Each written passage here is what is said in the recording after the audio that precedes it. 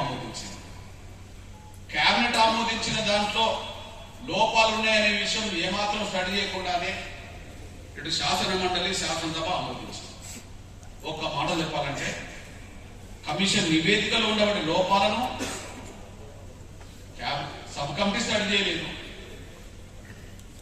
Sub committee ఇచ్చిన నివేదిక sub committee ఆమోదించిన దాన్ని కేబినెట్ లోతుగా చర్చించలేదు, శాసనసభ కూడా చర్చించలేదు.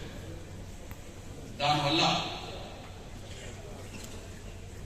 వర్గీకరణ ప్రక్రియను ముందుకు తీసుకెళ్తున్న సమయంలో ఆ లోపాల వల్ల నష్టపోయే వర్గాలు నష్టపోతుంటే అదనంగా లబ్ధిపోయే వర్గాలు మనం లబ్ధి పొందడానికి దారితీసింది.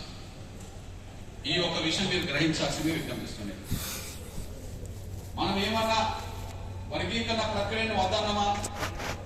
స్వాగతించాం.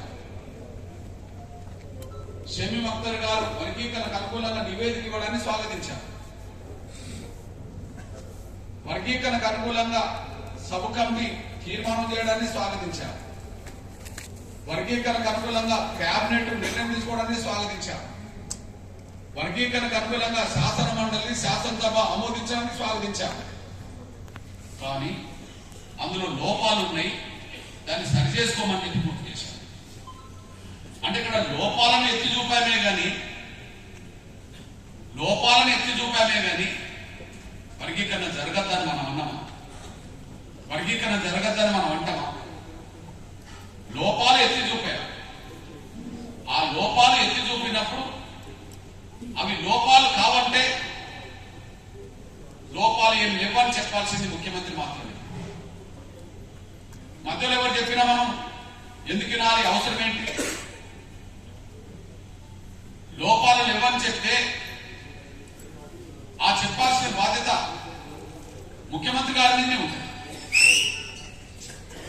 2 కారణాల వల్ల 3 కారణాల వల్ల ముఖ్యమంత్రి దాన్ని బాధ్యత తీసుకోవాలి.